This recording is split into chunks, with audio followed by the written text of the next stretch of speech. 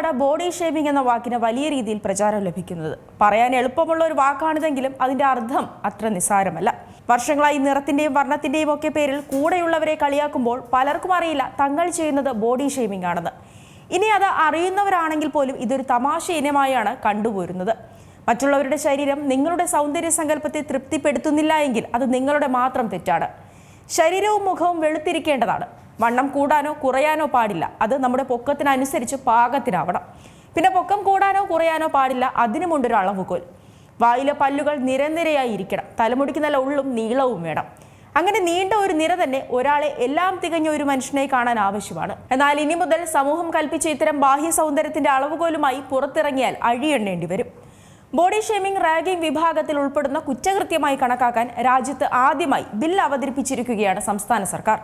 Body shaming ഒരിക്കലും ചെറിയ കുറ്റമല്ല. ഒരാളെ മാനസികമായി തളർത്താൻ ഇതിലും വലിയൊരു അടി നൽകാനാവില്ല. ബോഡി ഷേമിംഗ് നടത്തുന്നവനും കേൾക്കുന്നവനും അത് ചിരിച്ചു കളയുമെങ്കിൽ അതിന് ഇരയാക്കപ്പെട്ടവന് അത് സാധിക്കില്ല.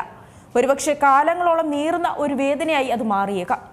ഒരു കാലത്ത് സിനിമകളിലെയും കോമഡി ഷോകളിലെയും ചിരി പടർത്താൻ ഉപയോഗിച്ചിരുന്ന പ്രധാന ചേരുവയായിരുന്നു ഈ ബോഡി ഷേമിംഗ്.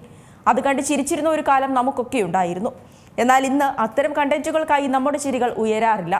കാരണം ബോഡി ഷേമിംഗ് സാമൂഹിക പ്രതിബദ്ധതയുള്ള ഒരാൾക്ക് ചേരുന്ന കാര്യമല്ലെന്ന ബോധ്യം ഇന്ന് നമ്മളിൽ പലർക്കുമുണ്ട്. അപ്പോഴും പറയുന്നു, സമൂഹത്തിൽ ഈ ചിന്താഗതി ഇന്നും എല്ലാവരിലേക്കും എത്തിയിട്ടില്ല.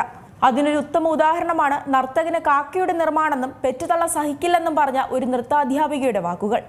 എന്നാൽ ആ അധ്യാപികയുടെ വാക്കുകൾക്കെതിരെ പ്രതികരിച്ച ഒരു സമൂഹം കേരളത്തിലുണ്ടായിരുന്നത് അഭിമാനം തന്നെയാണ്. പല്ലു പൊന്തിയിരിക്കുന്ന ആളുകൾക്ക് പോലീസ് സേനയിൽ ചേരാനാകില്ല എന്നൊരു നിയമം ഉണ്ടായിരുന്നു.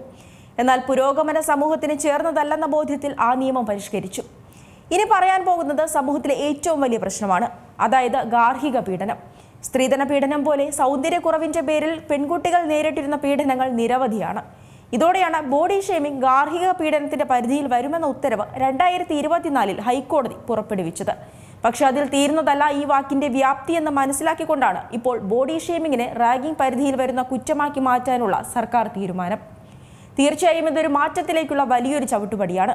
പുരോഗമനം പറയുന്ന നമ്പർ 1 കേരളത്തിന് ചേരാത്ത ഈ പ്രവൃത്തി മുളയിലെ നുള്ളേണ്ടത് തന്നെയാണ്. കേരള സമൂഹത്തിലെ ഇനി വരുന്ന തലമുറയെങ്കിലും ബോഡി ഷേമിംഗ് അനുഭവിക്കാതെ വളരണം. പൊതുസമൂഹത്തിന്റെ സൗന്ദര്യ സങ്കല്പത്തെ തൃപ്തിപ്പെടുത്തേണ്ട ആവശ്യം ഒരു പൗരനുമില്ല. സമൂഹത്തിൽ തലയുയർത്തി നിൽക്കാനും അഭിമാനത്തോടെ ജീവിക്കാനും സൗന്ദര്യമെന്ന വാക്കിന്റെ ആവശ്യമില്ലെന്ന് അടുത്ത തലമുറ പഠിച്ചിരിക്കണം. അതിന് ഈ നിയമത്തിലൂടെ കഴിയട്ടെ എന്ന് തന്നെ നമുക്ക് പ്രത്യാശിക്കാം. ഏറ്റവും പുതിയ വാർത്തകളും വിശേഷങ്ങളും വിരൽ തുമ്പിലറിയാൻ സീ മലയാളം ന്യൂസ് എല്ലാ ഡിജിറ്റൽ പ്ലാറ്റ്ഫോമുകളിലും ലഭ്യം.